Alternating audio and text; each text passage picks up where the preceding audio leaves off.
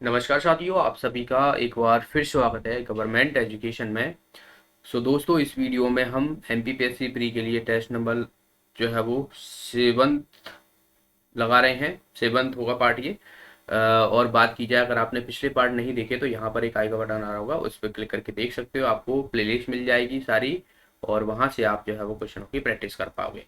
ठीक है, तो चलिए हम बिना देरी के क्वेश्चनों को स्टार्ट करते हैं। और पहला क्वेश्चन आप देख रहे हो कि ऋग्वेद का कौन सा मंडल पूर्णतः स्वयं को समर्पित है। 10वां मंडल, 8वां मंडल, 7वां मंडल, या बात की जाए 9वां मंडल। तो इसका आंसर हो जाएगा हमारा 9वां मंडल। ठीक है, 9वां मंडल जो है वो ही सोम को समर्पित है। वेदों की बात की जाए तो आपको पता हो, ऋग्वेद, सामवेद, अथर्ववेद, यजुर्वेद, ये जो है वो आपको वेद, 4 वेद हैं। और सोम को जो समर्पित है वो 9वां मंडल है। दरअसल मंडलों की बात की जाए तो 10 मंडल हैं। ठीक है, और 1028 जो है वो सूक्त हैं। तो इनको याद रखना है, आपसे पूछा जा सकता है। तीसरे मंडल में गायत्री मंत्र है। गायत्री मंत्र का वर्णन किया गया है तीसरे मंडल में, तो ये भी याद रखना है। और 10वें मंडल जो है वो किससे संबंधित है, तो 10वां मंडल जो है वो पुरुष सूक्त है। पुरुष सूक्त। तो इन सबको आपको याद रखना है। मंडलों के बारे में इंपॉर्टेंट प्रश्न यहाँ से पूछ लिए जाते हैं। अगले प्रश्न की तरफ हम बढ़ते हैं। नेक्स्ट है यहाँ पर 16 महाजनपदों की सूची कहाँ उपलब्ध है। संयुक्त निकाय, छंदोग्य उपनिषद, अंगुत्तर निकाय, या रामायण निकाय। तो ये मैंने आपको बताया था। अगर आपने मेरे पिछले जो वीडियो देखे हैं तो वहां पर मैंने आपको बताए थे कि अगुंतर निकाय जो कि एक बौद्ध निकाय है। ठीक है, बौद्ध ग्रंथ कहा जाए या बौद्ध निकाय कहा जाए, तो ये जो है वो अगुंतर निकाय में 16 महाजनपदों में देखने को मिलती है। उनका वर्णन किया गया है। और दक्षिण दक्षिण भारत की एक मात्र जो महाजनपद थी वो कौन सी थी, अश्मक। अश्मक थी, जिसकी राजधानी कौन सी थी, राजधानी राजधानी जो थी वो पोटन या पोटली। ठीक है, तो दोनों ही आपसे पूछे जा सकता है। मध्य प्रदेश में आपको जो अवंती है वो देखने को मिलेगी। तो ये आपको याद रखना है। 16 महाजनपदों की सूची जो है वो अवंतर निकाय में देखने को मिलती है। अगले प्रश्न की तरफ हम बढ़ते हैं। नेक्स्ट बढ़ने से पहले मैं आपको कुछ चीज़ें अपडेट बता दूं, जो कि अगर आप एमपीपीएससी के लिए या मध्य प्रदेश के किसी भी एग्जाम की तैयारी कर रहे हैं तो यहाँ पर अभी आपको जल्द ही जो है वो बैच स्टार्ट होने वाले हैं। तो मैं यहाँ पर सबसे पहले तो ये 20% का डिस्काउंट चल रहा है, तो इसको आप ज्वाइन कर सकते हो। जो एमपीएसआई हो गया, पटवारी हो गया, और बात की जाए तो आपको यहाँ पर जेल पहरी, उन सब के लिए तो ये प्राइजेस हैं, आप देख सकते हो। इसको पीडीएफ आपको मिल जाएगी। और आपको कोड यूज करना है GE10। ठीक है, तो GE10 आप कोड यूज करोगे तो सीधा सीधा आपको 10% का डिस्काउंट देखने को मिल जाएगा। तो ये ड्रॉप हो जाएंगे। ठीक है, ये पटवारी कैटेगरी का है। तो ये जो है वो अगर मंथली सब्सक्रिप्शन लोगे तो आपको ज़्यादा पड़ेगा। मंथली सब्सक्रिप्शन में आप देखिए यहाँ पर ये इतने का है, 313 का है।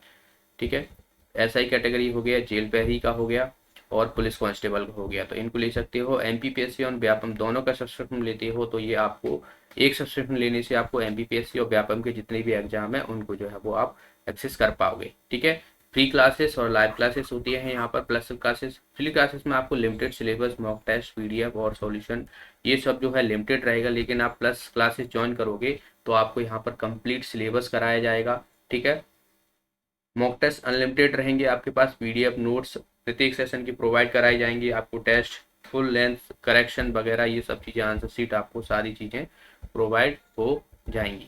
ठीक है, इसमें आपको लाइव क्लासेस रहेंगी। बेनिफिट ये रहेगा, और आप एक सब्सक्रिप्शन लेने के बाद जो है वो आप अलग अलग एग्जाम की तैयारी कर पाओगे। यहाँ पर देखिए डिफरेंट एग्जाम के लिए डिफरेंट कोर्सेज यहाँ पर आप अवेलेबल हैं। और इंटरेक्शन आपको पोल, कमेंट और क्यूज के माध्यम से देखने को मिलेगा। ठीक है, डाउनलोड कर सकते हो वीडियो, ऑफलाइन ऑनलाइन कैसे भी आप देखना चाहते हो तो यहाँ पर ये सब जो है वो देखने को मिलेगा। अभी हाल ही में जो है वो आइकॉनिक सब्सक्रिप्शन चल रहा है, तो ये जल्दी ही खत्म होने वाला है। तो अगर आप इसे ज्वाइन करते हो तो इससे फ़ायदा क्या रहेगा कि एक मेंटर आपको प्रोवाइड कराया जाएगा, जो कि आपको एक स्लॉट बुक किया जाएगा, और कॉल के माध्यम से, ऑडियो कॉल के माध्यम से आपके डाउट हो गए, डिस्कशन, एग्जाम स्ट्रेटजी, ये सब देखने को मिलेंगे। तो आप डिस्कस कर पाओगे जो भी आप लैंग्वेज में प्रेफर करते हो, ये सब चीज़ें। ठीक है, तो ये आप अभी ले सकते हो, तो ये फ़ायदा है। और मैं आपको अब बैच की बता दूं कि बैच अभी जो है वो मार्च माह में कौन कौन से स्टार्ट होने वाले हैं। तो ये आप देख रहे हो यहाँ पर अभी 2 मार्च से स्टार्ट हो चुका है, एक 9 मार्च से स्टार्ट होना है। ठीक है, ये एमपीपीएससी का है और ये 16 से है। तो आप देख सकते हो यहाँ पर ये सारी चीज़ें जो है वो आपको देखने को मिल जाएंगी। 30 मार्च को भी है, 23 को भी है, 29 को भी है और 16 मार्च को भी है। तो इन्हें आप अपकमिंग बैच है ज्वाइन कर सकते हो। अगर आप कॉलेज में हो और आपको प्लान है कि मैं 1 साल या 2 साल में पीएससी देना चाहता हूँ, या फिर आपके पास 6 मंथ हैं आने वाली जो जून में पेपर है उसका, तो आप यहाँ पर ज्वाइन कर पाओगे। ये जो है वो यहाँ पर प्राइस ही है, पर इतना पे नहीं करना है आपको। आपको याद रखना है GE10 कोड यूज करोगे, रेफरल कोड, तो सीधा सीधा आपको जो है वो प्राइस ड्रॉप हो जाएंगे। और यहाँ पर 24 मंथ का आपको 14,400 में पड़ेगा। ठीक है, 12 मंथ का 9,900 में, 6 मंथ का 8,100, और वही बात की जाए 3 मंथ का जो है वो 4,500 का पड़ जाएगा। तो सीधे सीधे जो है वो प्राइस ड्रॉप हो जाएंगे। तो इसे आप ज्वाइन कर सकते हो और आप अपनी तैयारी को और बेहतर बना पाओ। चलिए अब हम क्वेश्चन की तरफ बढ़ते हैं सीधा सीधा। देखिए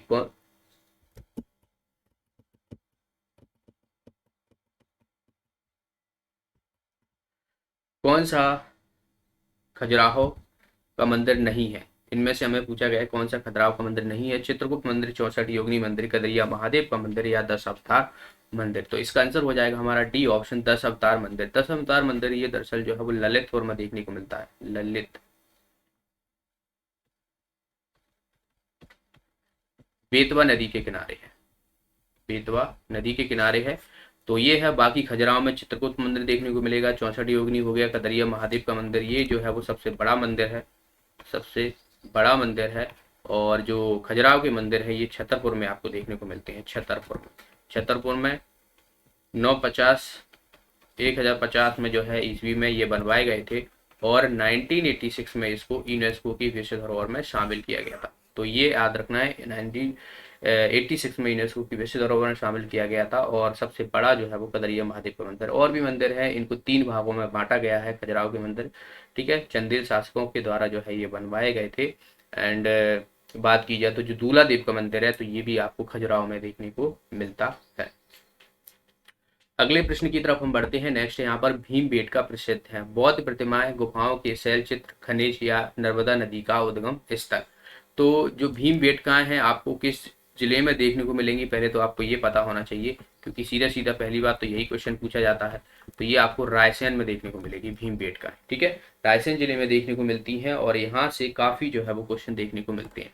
तो सबसे पहली बात तो देखिए, ये गुफाएं जो है वो शैल चित्र के लिए है। भीमबेटका की गुफाएं जो है वो यहाँ पर शैल चित्र है, मतलब जो पत्थरों पे जो है वो चित्र जो है वो बने हुए हैं, जो कि मानवों द्वारा बनवाए गए थे। और इनको जो है वो बात की जाए तो 2003 में यूनेस्को में शामिल किया गया था। यूनेस्को की विश्व धरोहर में शामिल किया गया था भीमबेटका की। अभी एक चीज याद रखना है, डेक्कन सोनिया, यह जीवाश्म जो है वो यहीं पर खोजा गया है, जीवाश्म है ये। और यह गुफाएं शैल चित्रों के लिए जानी जाती हैं। तो भीमबेटका याद रखना है, रायसेन जिले में है। अगले प्रश्न की तरफ हम बढ़ते हैं। नेक्स्ट यहाँ पर भीलवाड़ा का जैन मंदिर जो है वो ये कहाँ पर है? मध्य प्रदेश में, राजस्थान में, उत्तर प्रदेश में, या आसाम में? तो अब सभी को पता होगा, भीलवाड़ा जैन मंदिर जो है ये राजस्थान में देखने को मिलता है। इसका आंसर हो जाएगा हमारा बी ऑप्शन। राजस्थान में कहाँ पर? माउंट टापू पर जो है वो देखने को मिलता है। और इसका निर्माण जो है वो किसके द्वारा करवाया गया था? तो वास्तुपाल और जो है वो तेजपाल, वास्तुपाल और तेजपाल, इन दोनों के द्वारा जो है वो निर्माण करवाया गया था। तो भीलवाड़ा टेम्पल काफी बार क्वेश्चनों में पूछा जाता है, ये राजस्थान में है। नेक्स्ट क्वेश्चन की तरफ बढ़ते हैं। तृतीय बौद्ध संगीत किस स्थान पर हुई थी? देखिए, बौद्ध जो संगीत है बात की जाए तो ये 4 जगह हुई थी, और चारों को आपको याद रखना है कहाँ कहाँ पर हुई थी। राजगृह में हुई थी, पाटलिपुत्र में, और शैली में, और कुंडलवन में। तो ये आपको क्रम याद रखना है कि क्रम कौन कौन सा था। तो सबसे पहली बात तो बात की जाए तो राजगृह में हुई थी पहली बात तो।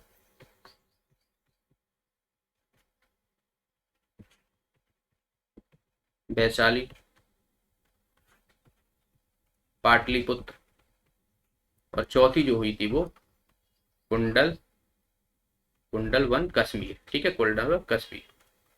तो ये चारों जो है वो याद रखना है। 4 के बाद जो है वो बौद्ध संगीत हीनयान और महायान में दोनों में जो है वो बट गया था, और यह जो हुई थी। तो हमें पूछी कौन सी गई है? तीसरी पूछी गई है। तो पाटलिपुत्र में हुई थी, और उस समय शासक कौन था? अशोक था। अशोक था। और इसकी बात की जाए तो राजा महाराज अजातशत्रु इसका था। सबकामी, ये आपको याद रखना है, सबकामी जो था वो अध्यक्ष था, और ये काला शोक के टाइम पे हुई थी, काला शोक के टाइम पे हुई थी। ठीक है। और कुंडल वन की बात की जाए तो ये कनिष्क के टाइम पे हुई थी, कनिष्क के टाइम पे हुई थी। तो तीनों ही हैं, तो तीन सॉरी चारों हैं, तो चारों आपको याद रखना है, राजगृह, अजातशत्रु, वैशाली, कालाशोक, पाटलिपुत्र अशोक और कुंडलवन कनिष्क के टाइम पे हुई थी। और इसके बाद जो है वो बौद्ध जो है वो दो भागों में बट गया था, हीनयान और महान।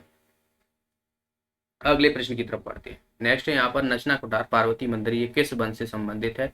मौर्य वंश, कलचुरी वंश, गुप्त वंश या शुंग वंश? ठीक है। तो सबसे पहली बात तो ये देखा कहाँ जाता है, तो ये क्वेश्चन पहली बात तो पूछा जाता है कि मध्य प्रदेश में ये देखा कहाँ जाता है, तो ये जो है वो आपको याद रखना है, पन्ना में, पन्ना में देखा जाता है। और ये गुप्त वंश से संबंधित है, इसका आंसर हो जाएगा हमारा सी ऑप्शन, गुप्त वंश। गुप्त वंश से एक गुफाएं हैं, उदयगिरी की गुफाएं। ठीक है। तो ये उदयगिरी की गुफाएं जो है वो आपको गुप्त वंश के टाइम पे ही हैं, तो ये भी आप याद रखना, ये भी क्वेश्चन पूछा गया है। और नचना कुठार पार्वती मंदिर जो है आपको देखने को मिलता है। ब्लैक पकौड़ा कहाँ पर है? कोणार्क, खजुराहो, मदुरई या इनमें से कोई नहीं? तो इसका आंसर हो जाएगा कोणार्क। कोणार्क में है ये, उड़ीसा में, उड़ीसा में ब्लैक पकौड़ा कहा जाता है। ये सूर्य मंदिर है, सन टेम्पल है। ठीक है। और ये पूर्णतः जो है वो 100% सोलर एनर्जी से चलने वाला मंदिर है ये। ठीक है। इसका निर्माण जो है वो गंग वंश के नरसिंह देव फर्स्ट के द्वारा जो है वो करवाया गया था। और जो वहाँ पे शासक थे, दरअसल आपको याद रखने की एक ब्लैक पकौड़ा है, तो ये जो उड़ीसा वाला क्षेत्र है यहाँ पर जो है वो ब्लैक पकौड़ा जो है वो करेंसी चला करती थी उस टाइम पे, पहले हिस्ट्री में। तो ऐसे करके आप याद रख सकते हो तो रख पाओगे। ठीक है। और इसका आंसर क्या हो जाएगा? कोणार्क जो है वो ब्लैक पकौड़ा कहा जाता था, तो ये उड़ीसा में है। उड़ीसा में आपको एक क्वेश्चन और काफी पूछ लिया जाता है कि व्हीलर द्वीप का नाम बदल के क्या कर दिया है? द्वीप, A P J Abdul Kalam, APJ Abdul Kalam द्वीप जो है वो नाम बदल के कर दिया गया है। और यहाँ पर महानदी के द्वारा हीराकुंड बांध जो है वो बना हुआ है। नेक्स्ट है यहाँ पर आपको इसके जो है वो सही बताना है कि हड़प्पा, कालीबंगा, लोथल और रोपड़, इनमें से कौन सा सही है, ये हमसे पूछा गया है कि कौन कौन से जो है वो देखने को मिलते हैं इसमें से सही। देखिए, हड़प्पा आप सभी को पता होगा, ये हो जाएगा हमारा रावी नदी के किनारे, तो यानी पहले का तो तीसरा हो जाएगा, तो ये दो ऑप्शन तो हमारे गए। ठीक है। ये दो ऑप्शन हमारे गए। वहीं अगर मैं बात करूं तो आपको धौलावीरा हो गया, और यहाँ पर आपको धौलावीरा तो नहीं दिया हुआ है, लेकिन कालीबंगा, लोथल और रोपड़। ठीक है। तो लोथल और रोपड़, तो ये आप देखोगे कालीबंगा जो है वो ये घग्गर के कारण, और लोथल की अगर हम बात करें तो ये आपको भोगवा नदी के किनारे, और रोपड़ जो है वो सतलज नदी के किनारे। तो इसका आंसर क्या हो जाएगा हमारा? पहले का तीसरा, और बी का दूसरा, और सी का फर्स्ट, यानी पहला ऑप्शन जो है हमारा आंसर हो जाएगा। तो हड़प्पा रावी नदी के किनारे, कालीबंगा जो है वो घग्गर, लोथल भोगवा नदी के किनारे, रोपड़ जो है वो आपको जो है वो सतलज नदी के किनारे देखने को मिलता है। एक धौलावीरा अभी हाल ही में 40वीं यूनेस्को विश्व धरोहर में शामिल की गई थी भारत की, और ये किस नदी के किनारे है? लूनी नदी के किनारे। तो ये क्वेश्चन भी पूछ लिया जाता है, तो लूनी नदी के किनारे है, याद रखना है। इनको 3 भागों में विभाजित किया है। ये कहाँ पर है? गुजरात में है, तो ये भी आपसे पूछा जा सकता है, गुजरात में। तो ये आप याद रखना। बाकी इसका आंसर क्या हो जाएगा? हमारा फर्स्ट ऑप्शन जो है इसका आंसर हो जाएगा। नेक्स्ट है यहाँ पर चीनी यात्री हंसंग किसके शासनकाल में भारत आया था? हर्षवर्धन, देवभूति, भागभद्र या पुष्पभूति? तो आप सभी को पता होगा, इसका आंसर हो जाएगा हमारा first option, A option. A option जो है इसका आंसर हो जाएगा, चंद्रगुप्त मौर्य के टाइम पे आया था, हर्षवर्धन के टाइम पे आया था। फाइयान दरअसल जो है वो आया था, फाइयान जो था वो चंद्रगुप्त के टाइम पे आता है, चंद्रगुप्त द्वितीय के टाइम पे।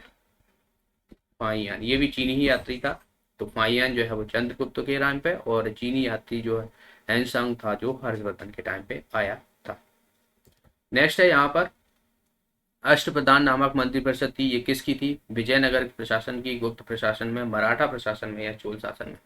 तो ये आपको मराठा में देखने को मिलेगी, मराठा प्रशासन जो था उसमें। और इसमें आप देखोगे ये अष्टप्रधान है, जैसे कि पेशवा हुआ करता था, तो पेशवा जो है वो मंत्रियों का प्रधान, प्रशासन में राज के बाद जिसका सबसे ज्यादा महत्व हुआ करता था। ठीक है, इसकी तुलना प्रधानमंत्री से की जा सकती है, जैसे कि अभी भारत में प्रधानमंत्री, तो ऐसे की जा सकती है। अमात्य, ये वित्त मंत्री था। ठीक है, और बात की जाए मंत्री, तो ये देख रखाव के लिए होते हैं। सचिव की बात की जाए तो व्यवहार और शाही मोहर, ये दफ्तारी वगैरह। सुमंत हो गया, विदेश मंत्री कहते थे। सेनापति जो है वो सैनिक प्रधान होता था। पंडित राव जो है वो दान अध्यक्ष हो गया। और न्यायाधीश की बात की जाए तो कानूनी मामलों को निर्णय करना। तो ये अष्ट प्रधान होते थे, अष्ट मंत्री परिषद हुआ करती थी मराठा साम्राज्य में। अगला प्रश्न है कि किस गुरु ने खालसा पंथ की स्थापना की थी? किस गुरु ने? ठीक है, गुरु नानक देव, अर्जुन देव, तेग बहादुर, या बात की जाए गुरु गोविंद सिंह।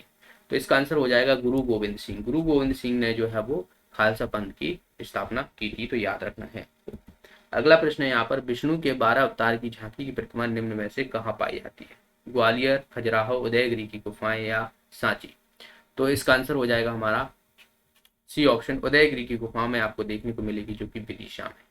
ठीक है, विदिशा में है उदयगिरी की गुफाएं, और यहाँ पर आपको 12 अवतार मंजिल देखने को मिलती है। विदिशा में आपको बात की जाए तो जो कैलाश सत्यार्थी हैं, कैलाश सत्यार्थी, इनको जो है वो 2014 में नोबेल प्राइज मिला था। ये विदिशा से ही संबंधित है।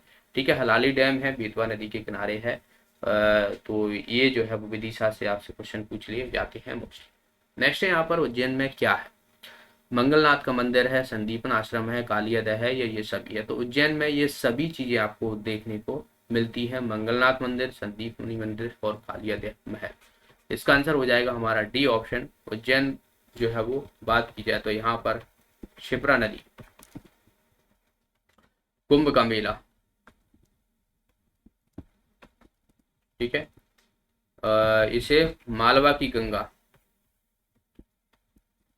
इन सब के नाम से जाना जाता है। महाकाल की नगरी के नाम से जानते हैं उज्जैन में। 12 ज्योतिर्लिंग में से एक जो है वो उज्जैन में आपको देखने को मिलती है, जो कि इम्पोर्टेंट है। नेक्स्ट है यहाँ पर मारा की गुफाएं। ये आपको किस जो भित्ति चित्रों के लिए प्रसिद्ध है, भित्ति मतलब भीत पर चित्र बने हुए हैं, तो ये कहाँ पर है? सिंगरौली है, बुरहानपुर है, धार है, या सतना है? तो मारा की गुफाएं ये आपको सिंगरौली में देखने को मिलेंगी। इसका आंसर हो जाएगा हमारा ए ऑप्शन, सिंगरौली सबसे पूर्वी जिला है, पहली बात तो ये याद रखना है। और ये 82.5 डिग्री जो है वो यहाँ से भारत की जो समय रेखा है वो यहीं से निकलती है, तो ये भी याद रखना है। और इसे जो है वो मध्य प्रदेश की ऊर्जा राजधानी के नाम से जाना जाता है। तो सिंगरौली में आपको याद रखना। एक गुफाएं हैं, बात की जाए तो बिलौआ की गुफाएं पूछ ली जाती हैं। बिलौआ की गुफाएं ये कहाँ पर है? ये है ग्वालियर में। ठीक है, तो ये भी याद रखना है। नेक्स्ट है,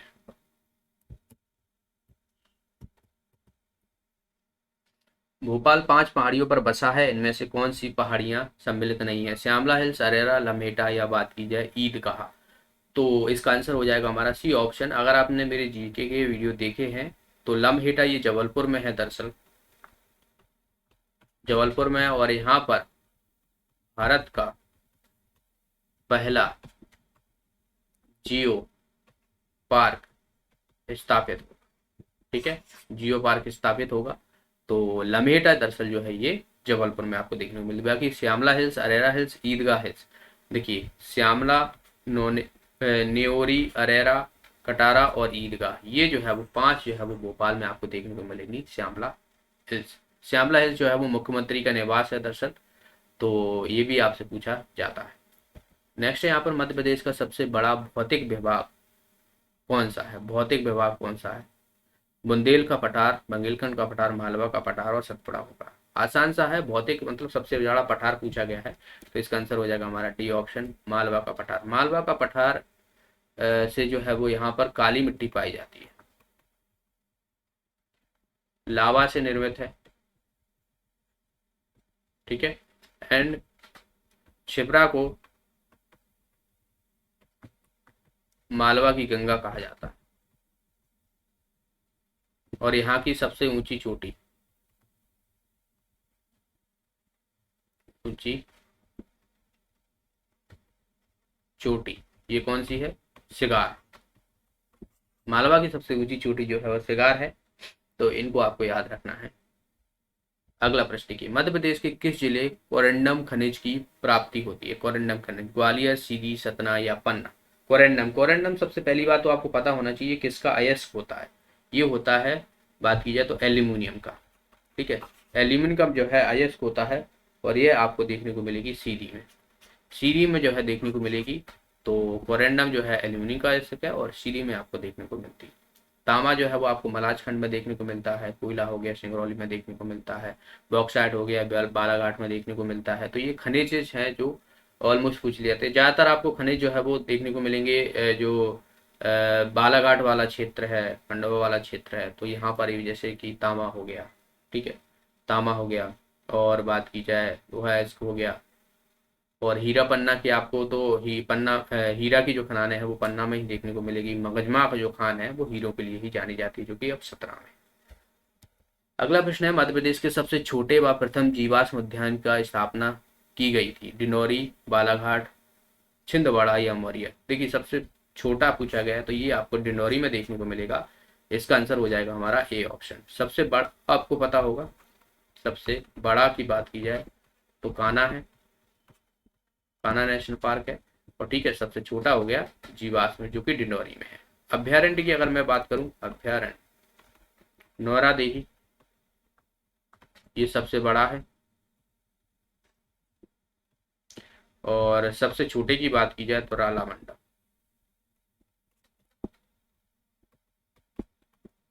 सबसे छोटा है। ये कहाँ पर है? ये सागर में। और ये कहाँ पर? ये इंदौर में। तो इनको भी आपको याद रखना है। और नेशनल पार्क में कान्हा सबसे बड़ा नेशनल पार्क है। नेक्स्ट, मध्य प्रदेश का सबसे बड़ा अभ्यारण्य, तो अभी जस्ट मैंने आपको बताया बी ऑप्शन इसका आंसर हो जाएगा, सागर जिले में। बौरी, ये आपको होशंगाबाद में देखने को मिलेगा। ये मंदसौर में, ये इंदौर में। तो इनके आपको याद रखना है। और ये सागर। नेक्स्ट है यहाँ पर, इसमें हमें बताना है कि कौन कौन से जो है वो सही है। टंगस्टन, सीसा, स्लेट या सोना। ठीक है, और जिला दिए हुए हैं तो जिले में आपको उत्पादक बताना है कि इनमें से कौन कौन सा जो है वो होगा। देखिए टंगस्टन आपको कहाँ पर देखने को मिलेगा? टंगस्टन आपको होशंगाबाद में देखने को मिलेगा। मध्य प्रदेश में एकमात्र जगह है जहाँ पर टंगस्टन पाया जाता है। तो पहले का तो फोर्थ हो जाएगा। ठीक है, और तो ये वाला ऑप्शन गया और ये वाला ऑप्शन गया।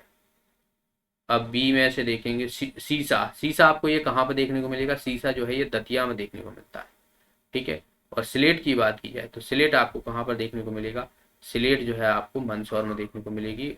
और सोना जो है वो सीधी में देखने को मिलेगी। ठीक है, तो इसका आंसर हो जाएगा पहले का फोर्थ, दूसरा, यानी सी ऑप्शन जो है इसका आंसर हो जाए। तो ये खनिज उत्पादन जिले हैं जो खनिज में जहां जहां पर पाए जाते हैं। नेक्स्ट है यहाँ पर, मध्य प्रदेश में लेदर कॉम्प्लेक्स कहाँ स्थापित किया गया? उज्जैन, देवास, शाजापुर या आपको छिंदवाड़ा में देखने को मिलेगा। ठीक है, तो लेदर कॉन्सेप्ट ये आपको देखने को मिलेगा देवास में। इसका आंसर हो जाएगा हमारा बी ऑप्शन। नेक्स्ट, निम्नलिखित में से स्वतंत्र भारत की किसी राज्य की पहली महिला राज्यपाल थी? सरोजनी नायडू, सुचेता कृपलानी, इंदिरा गांधी या विजय लक्ष्मी पंडित? तो स्वतंत्र भारत की पहली दरअसल जो राज्यपाल बनी थी वो उत्तर प्रदेश की बनी थी और ये बनी थी सरोजनी नायडू। इसका आंसर हो जाएगा हमारा फर्स्ट ऑप्शन। सरोजनी नायडू ने एक बात की जाए तो कानपुर अधिवेशन किया था, कानपुर में 1925 में। ठीक है, कांग्रेस अधिवेशन, इंडियन नेशनल कांग्रेस का अधिवेशन जो है वो 1925 में जो है वो कानपुर अधिवेशन में देखने को मिला था। तो ये कई बार क्वेश्चन पूछ लिया था। पहली भारतीय थी और यह राज्यपाल भी थी। राज्यपाल की बात कीजिए तो 153 में जो है वो आर्टिकल में देखने को मिलता है इसका बखान राज्यपाल के बारे में। इनकी आयु जो है वो आपसे पूछी जाती है तो 35 आयु होती है। तो ये भी आप याद रखना है, इम्पोर्टेंट है। नेक्स्ट, निम्नलिखित में से किस अनुच्छेद का उपयोग अभी तक नहीं देखने को मिला है? अनुच्छेद 60, अनुच्छेद 352, अनुच्छेद 356 या अनुच्छेद 360? तो अभी जो संविधान है उसमें अनुच्छेद 360 का में अभी तक कोई भी जो है वो नहीं लगाया गया है। अनुच्छेद 360 दरअसल जो है वो वित्तीय आपातकाल से है और अभी तक एक भी बार भारत में आपातकाल नहीं लगी हुई है। ठीक है, एक सेंट्रल का लगता है जब बाहर से कोई आक्रमण करता है 352 हो जाएगा। 356 में राज्य में लगाई जाती है राष्ट्रपति के द्वारा सलाबर, और बात की जाए तो 360 में जो है वो वित्तीय आपातकाल लगाई जाती है। तो वित्तीय आपातकाल जो है वो इसका आंसर हो जाएगा, ये अभी तक नहीं लगाई गई है। यूएसबी का फुल फॉर्म पूछा गया है, कंप्यूटर से भी क्वेश्चन आपसे पूछे जाते हैं तो आप सभी को पता होगा, यूनिवर्सल सीरियल बस जो है वो इसका आंसर होता है। ठीक है, तो पहला ही ऑप्शन जो है इसका आंसर हो जाएगा, यूनिवर्सल सीरियल बस। ओके, तो ये थे दोस्तों आज के प्रश्न, और बाकी के हम आगे के नेक्स्ट वीडियो में क्वेश्चन आगे सॉल्व करेंगे। बाकी आपको याद रखना है, अगर आप सब्सक्रिप्शन लेना चाहते हो तो आपको कोड GOGE10 यूज करना है, जिससे आपको सीधा सीधा 10% का डिस्काउंट मिलेगा और आप अपनी तैयारी को, अभी टाइम है, आप अच्छे से अपनी प्रिपरेशन कर सकते हो। जून में एग्जाम है तो मॉक टेस्ट लगाना हो ज़्यादा से ज़्यादा। देखिए, कभी भी किसी भी एग्जाम में आप प्रिपरेशन कर रहे हो तो उसकी मॉक टेस्ट लगाना बहुत ज़रूरी होता है। आप लोग थ्योरी पढ़ते हो, प्रैक्टिस लगाना जो है, खुद से सेल्फ स्टडी करना भी बहुत ही इंपॉर्टेंट है। तो ये टेस्ट के माध्यम से आप अच्छे से यहाँ पर प्रिपरेशन कर पाओगे। बाकी आपको सारी चीज़ें यहाँ पर प्रोवाइड कराई जाएगी। तो प्ले स्टोर से अनअकैडमी का ऐप डाउनलोड करना है और यहाँ पर आपको सीधा सब्सक्रिप्शन में जाने के बाद आपको लेना है। तो लिंक आपको डिस्क्रिप्शन में मिल जाएगी, तो वहाँ से भी आप ज्वाइन कर पाओ। मिलते हैं नेक्स्ट क्लास में, तब तक के लिए बहुत बहुत धन्यवाद।